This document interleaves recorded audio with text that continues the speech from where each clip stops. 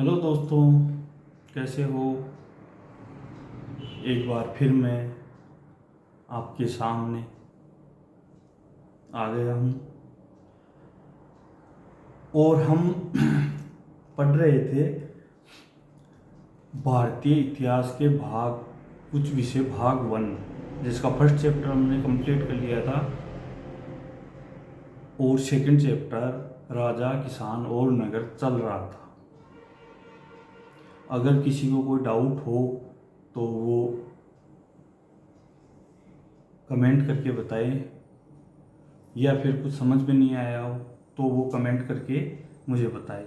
तो कल हमने पढ़ा था जो कल हमने देखा था कि जो ग्रामीण समाज था उसमें कैसी भिन्नताएं थी, यानी कि राजा की प्रजा के सामने राजा और प्रजा के संबंध कैसे थे।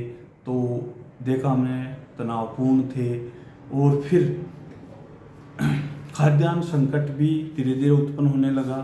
तो कुछ किसानों ने प्रयोग शुरू किए, तो उसमें हमने देखा कि पहली बार लोहे की फाल लगा हुआ हल यूज में लिया गया, और पहाड़ी क्षेत्रों में कुदाल का उपयोग किया गया, और सिंचाई के लिए नहरों, कुओं और तालाबों का उपयोग शुरू हो गया। तो इन सब कारणों से खेती जो की उपज थी वो बढ़ने लगी। धान की खेती शुरू हो गई तो धान भी बढ़ने, यानी कि ऑल ओवर किसान उपज अच्छी होने लगी। तो अब हम देखते हैं कि जब फसल, एक चीज़ समझो, फसल अच्छी हो गई, उपज अच्छी मिल रही है तो विभिन्नता तो पैदा होगी। तो अब हम आज की जो टॉपिक है वो देखेंगे कि ग्रामीण समाज में विभिन्नताएं टॉपिक है। क्योंकि पहले राजा और प्रजा की संबंध थे वो तनावपूर्ण थे, जो स्रोतों से ज्ञात होते हैं। फिर उपज बढ़ाने के नए नए तरीकों का प्रयोग किया गया और वो प्रयोग सफल रहा, उपज बढ़ी। लेकिन हर कोई बराबर नहीं था। अब आज के टाइम में देख लो, जिसके पास 20 बीघा जमीन है और एक के पास 5 बीघा है, तो यही सीन था। तो इस वजह से ग्रामीण क्षेत्रों में विभिन्नताएं बढ़ने लगी। तो हम देखते हैं कि किस स्रोत से हमें पता चलता है कि विभिन्नताएं बढ़ी, या फिर हमें किस स्रोत से जानकारी मिलती है।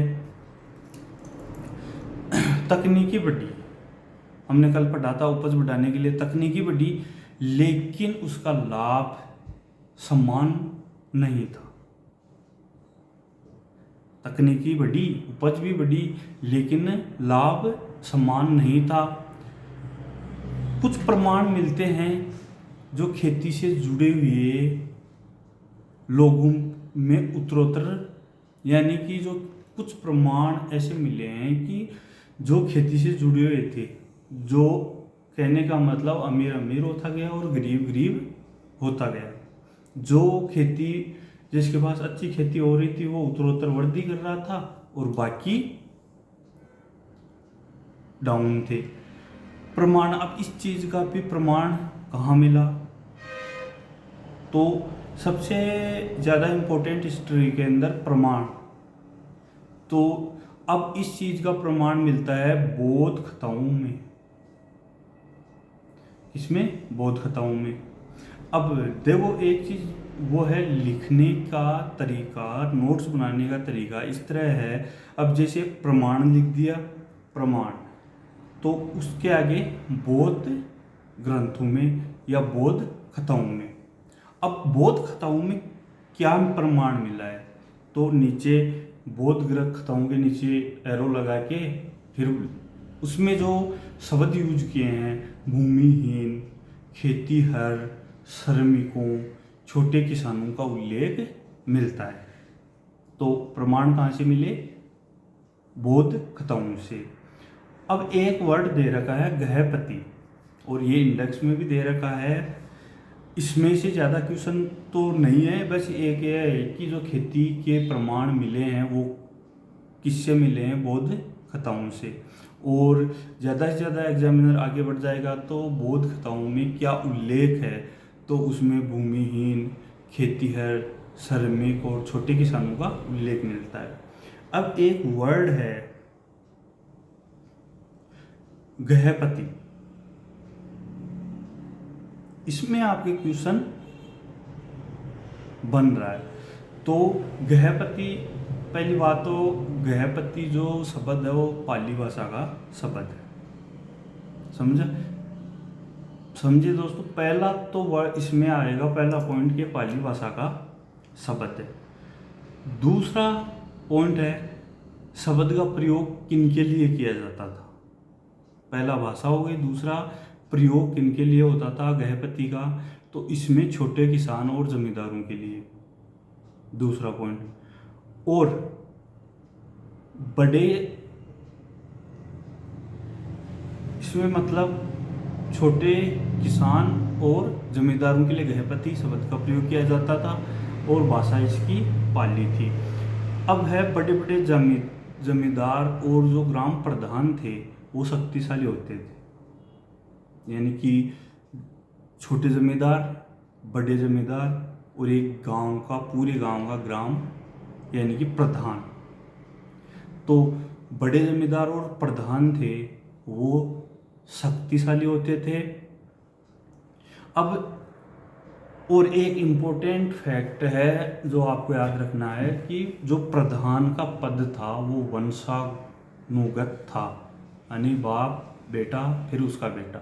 तो यही एक है कि इसमें जो दे रखा है कि प्रधान का पद था वंशानुगत, जैसे पहले राजाओं का पद था वंशानुगत, वैसे ही प्रधान का पद भी वंशानुगत था। अब और साक्ष्य में कहाँ से मिलते हैं,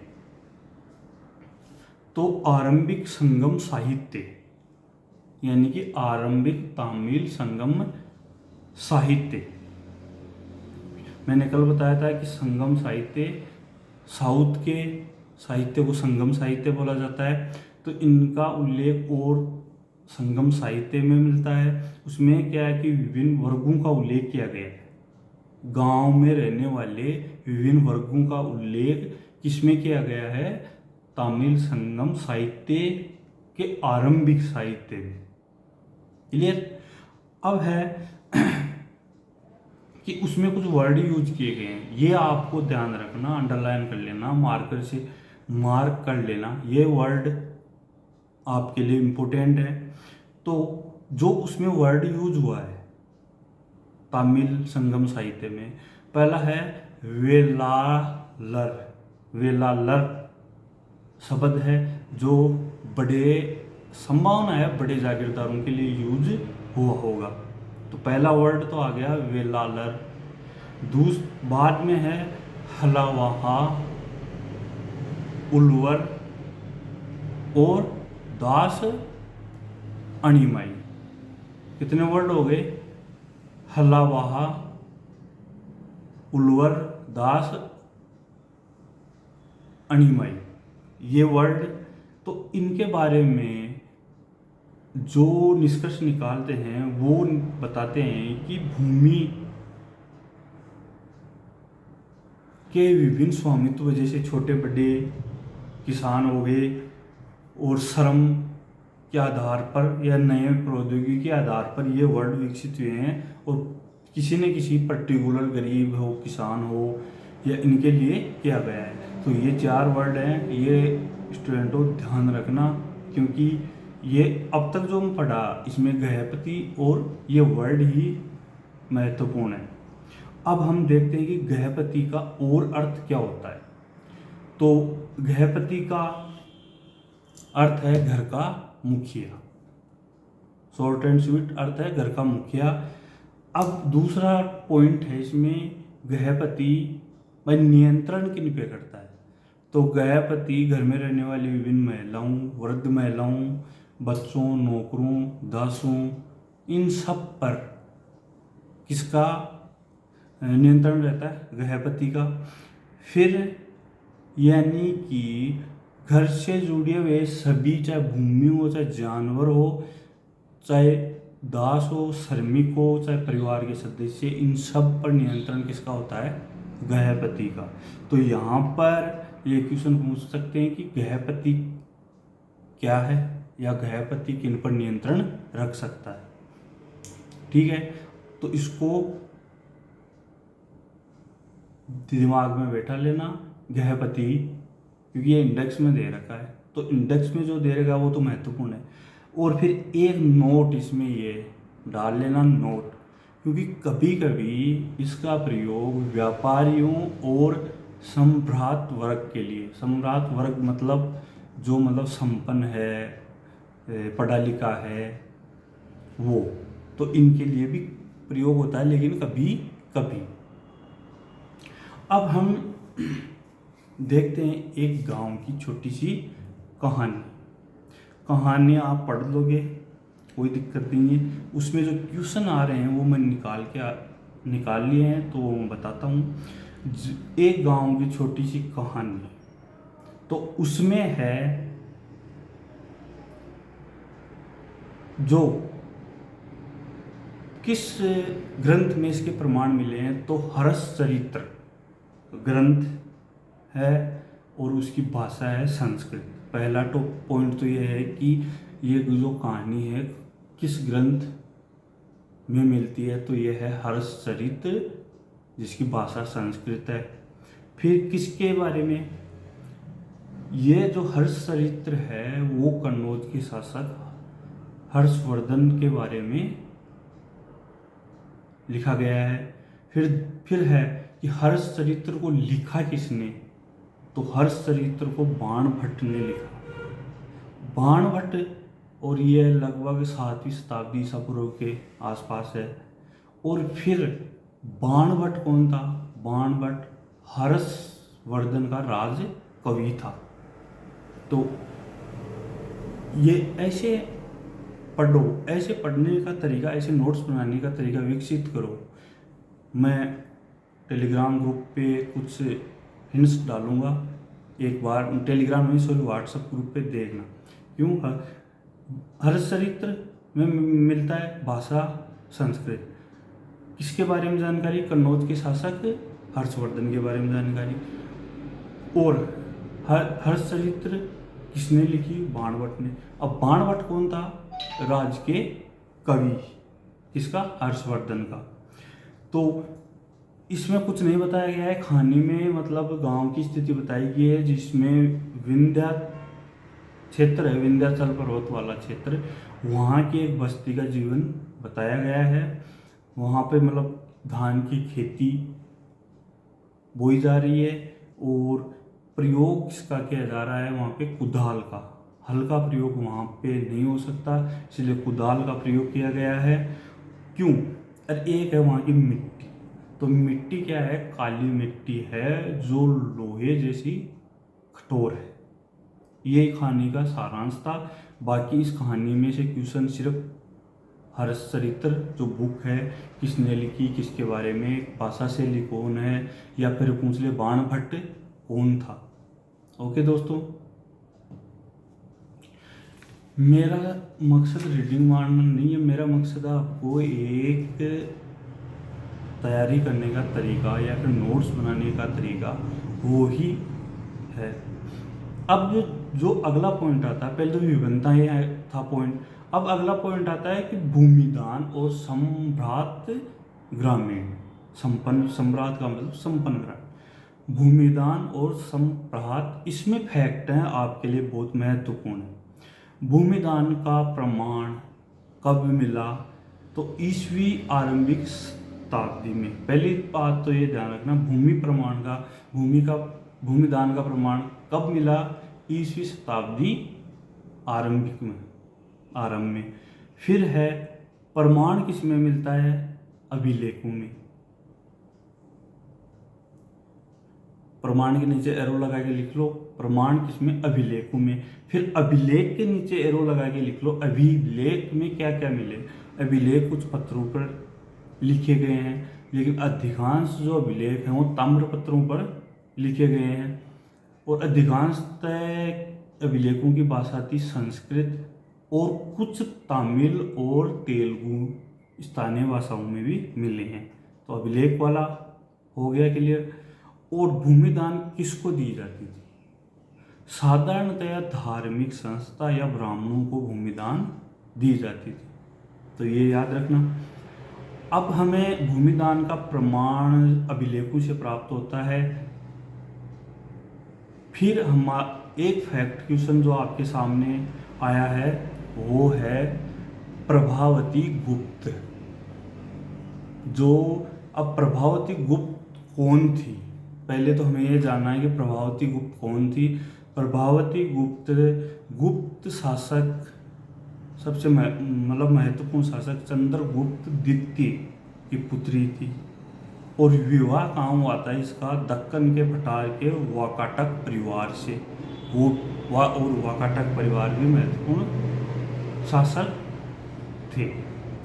तो अब प्रभावती का परिचय हो गया। इसमें सार है वो यही है कि प्रभावती कौन थी, इसकी शादी किस वंश में हुई थी? वाकाटक। अब है संस्कृत जो धर्मग्रंथों के अनुसार कोई भूमि जैसी संपत्ति पर स्त्री का अधिकार नहीं होता है, यानी कि भूमि पर स्त्री का अधिकार नहीं है। लेकिन एक अभिलेख से पता चलता है कि प्रभावती भूमि की स्वामिनी थी, यानी कि प्रभावती भूमि की स्वामी थी। ये एक अभिलेख से ज्ञात होता है। और भूमि पर स्त्रियों का अधिकार नहीं होता, ये कहाँ किसमें लिखा हुआ है? संस्कृत धर्म ग्रंथों में। तो वो संभवतः भूमि की स्वामी क्यों है? तो इसकी संभावना इतिहासकार ये लगाते हैं कि शायद हो सकता है वो प्रथम महारानी हो, यानी कि उस टाइम में महारानी का पद हो या पहली महारानी हो, ये संभावना जताते हैं। अब अभिलेखों से और हमें क्या ज्ञात होता है? अभिलेखों से हमें ग्रामीण प्रजा की जानकारी मिलती है। तो ग्रामीण प्रजा की जानकारी अभिलेख से मिलती है। तो ग्रामीण प्रजा में कौन कौन से दे रखा है? ब्राह्मण, किसान और अन्य वर्ग हैं। तो अभिलेख के अनुसार गांव के नए प्रधान की आज्ञाओं को ग्रामीणों को पालन करना पड़ेगा, क्योंकि हमने पहले देखा कि जमींदार, बड़े जमींदार और ग्राम प्रधान, तो ये तो स्वाभाविक है कि ग्राम प्रधान की आज्ञाओं का ग्रामीणों को पालन करना पड़ेगा।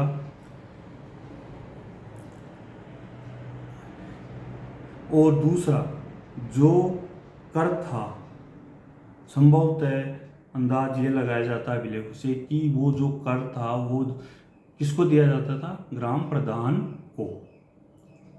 और देश के कई जगहों पर, कई स्थानों पर प्राप्त हुए हैं अभिलेख। इनमें कहीं छोटे भूमि के टुकड़े दान दिए गए, कहीं बड़े भूमि के टुकड़े दान दिए गए। अब दोस्तों एक चीज देखो, ये तो हमने एक सार देखा कि भूमिदान किसमें उल्लेख मिला, प्रभावती कौन थी, वो पहली स्त्री थी जिसके संपत्ति का अधिकार था। अभिलेखों से ग्रामीण प्रजा के बारे में जानकारी प्राप्त होती है, तो उसमें ब्राह्मण, किसान, इन सब के बारे में। दूसरी चीज़, अभिलेखों से हमें देश के बहुत से हिस्सों में अभिलेख मिले, उनसे जानकारी प्राप्त होती है कि कुछ छोटे और कुछ बड़े टुकड़े भूमिदान दिए जाते। अब इतिहासकारों में मतभेद है, ये एक गर्म वाद विवाद का विषय बना हुआ है कि राजा भूमिदान क्यों देता है। समझो, इस चीज को समझो। इस चीज को समझ गए तो इसका सार समझ जाओगे। दो मत हो गए कि राजा भूमिदान क्यों करता है,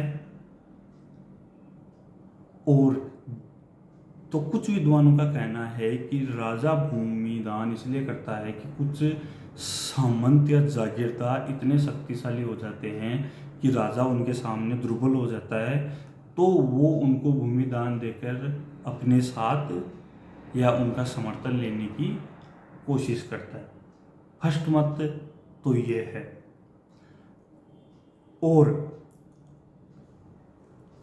दूसरा है कुछ इतिहासकारों, सॉरी, यानी कि जो कुछ इतिहासकार ये मानते हैं कि राजा कृषि को प्रोत्साहन करने के लिए भूमि का दान करता है। अब कुछ विद्वान मानते हैं कि भूमि का दान राजा अपनी दुर्बलताओं के कारण करता है, कि सामंत या जागीरदार को अपने शक्तिशाली सामंत या जागीरदार को अपने साथ रख सके या समर्थन पा सके। राजा स्वयं को उत्कृष्ट मानव के रूप में प्रदर्शित करना चाहता है, कि भूमि दान करने से अपने आप को मानव रूप में सर्वश्रेष्ठ प्रदर्शित करना चाहता है। तो इसलिए दो मत हो गए। एक मत तो कहता है कि राजा कृषि प्रौद्योगिकी को प्रोत्साहन देने के लिए काम करता है, ये भूमि दान देता है। दूसरा मत ये हो गया है कि राजा दुर्बल होने या जमींदार के शक्तिशाली होने पर उसका समर्थन पाने के लिए भूमि दान करता है, और स्वयं को उत्कृष्ट मानव प्रदर्शित करने के लिए भी भूमि का दान किया जाता है। तो दोस्तों, आज के लिए बस इतना ही, वीडियो लंबा हो जाएगा। तो मैं आपको सिर्फ पढ़ने का तरीका किस तरह है, और जो चैप्टर में पॉइंट नहीं हैं, यानी कि एनसीईआरटी में आप पढ़ रहे हो कि ज़्यादा पॉइंट नहीं है, इनमें से पॉइंट निकालने पड़ते हैं, तो क्या एक एक फैक्ट से ही बड़ा क्वेश्चन बन जाता है। अगर छोटे छोटे फैक्ट हमें याद हैं तो एग्ज़ाम पेपर में अगर वो फैक्ट निबंधात्मक क्वेश्चन उनमें लिखेंगे तो फिर मार्क्स हमारे बहुत अच्छे आएंगे। तो ठीक है, आशा करता हूँ कि अब आपको अगर वीडियो अच्छा लगे तो लाइक करना, शेयर करना दोस्तों में, और मेरे व्हाट्सएप ग्रुप पर जुड़ने के लिए अपने मोबाइल नंबर कमेंट्स में लिखें। ओके, धन्यवाद दोस्तों। कल मिलते हैं फिर नए बिंदु के साथ, क्योंकि चैप्टर अभी 2-3 दिन चलेगा।